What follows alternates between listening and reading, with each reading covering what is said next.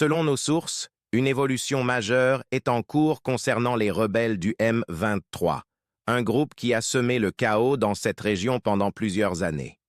Cette fois, il semble que des pressions internationales et des initiatives diplomatiques prennent un tournant décisif.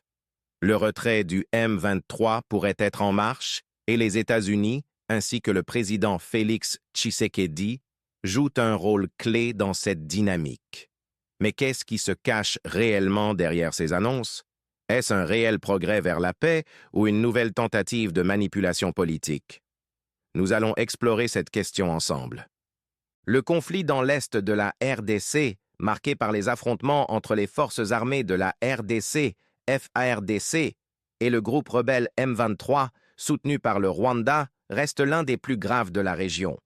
Ce groupe, dont les revendications et les activités ont déstabilisé des milliers de familles, contrôle encore plusieurs zones stratégiques dans le Nord Kivu.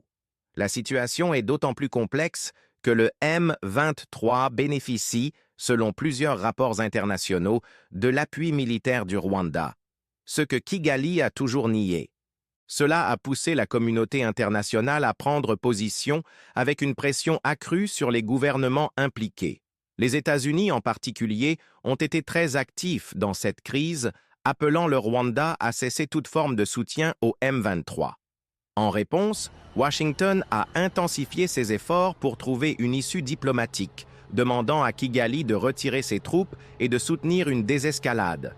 Les États-Unis ont clairement exprimé leurs attentes à l'égard de la situation en RDC. Dans une série de négociations diplomatiques, Washington a souligné qu'il souhaitait voir le retrait progressif du M23, et ce, sous la pression de la communauté internationale. À cet égard, un processus de dialogue a été initié, visant à aboutir à plusieurs accords entre la RDC et le Rwanda. Dans cette dynamique, le président Félix Tshisekedi a participé à un sommet de paix organisé par le Kenya, où des discussions ont eu lieu pour résoudre ce conflit qui dure depuis trop longtemps. Ce sommet représente une étape importante pour la RDC, car il marque l'engagement de la diplomatie congolaise à chercher une solution régionale. Cependant, la confiance entre Kinshasa et Kigali reste fragile, et des tensions demeurent, notamment sur les accusations de soutien rwandais au M23. Malgré les initiatives diplomatiques et les accords envisagés, la situation sur le terrain reste préoccupante. Le M23 continue de contrôler plusieurs zones stratégiques de la province du Nord Kivu. Des régions comme Rutshuru et Nyiragongo, proches de Goma, sont toujours sous leur contrôle, ce qui complique toute tentative de rétablir l'ordre et la sécurité dans la région. Les combats persistants ont forcé des millions de personnes à fuir, entraînant une crise humanitaire majeure. Plus de 7 millions de Congolais sont actuellement déplacés, et la majorité d'entre eux vit dans des conditions de plus en plus précaires. Les déplacés souffrent de malnutrition, de manque d'accès aux soins de santé, et vivent dans des camps surpeuplés, souvent exposés aux attaques des groupes armés. Même si des progrès sont en cours, il est essentiel de comprendre que la paix durable ne sera possible que si les causes profondes du conflit sont abordées.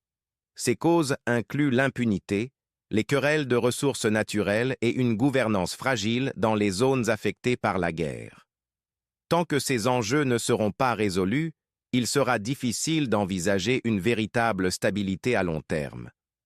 De plus, la route vers la paix nécessite une coordination entre les acteurs régionaux, mais aussi une reconnaissance et un respect mutuel entre la RDC et le Rwanda. La coopération entre ces deux nations, qui ont un passé tumultueux, sera cruciale pour la réussite de ce processus de paix. Toutefois, la confiance reste un défi majeur et l'instabilité régionale pourrait bien ralentir la mise en œuvre de tout accord. Le retrait du M23 et la diplomatie internationale engagée dans ce processus représentent un tournant dans la crise de l'Est de la RDC. Néanmoins, des doutes demeurent sur la sincérité des intentions de certains acteurs régionaux, notamment le Rwanda. Le défi pour la RDC est double. D'abord, restaurer l'ordre sur son territoire et ensuite garantir un avenir stable et pacifique à ses citoyens. Cela reste un moment clé pour l'avenir du pays et il est crucial de suivre les développements de près. Nous, à Congo Révélé TV, continuerons de vous informer sur cette question et d'autres enjeux majeurs pour la République démocratique du Congo.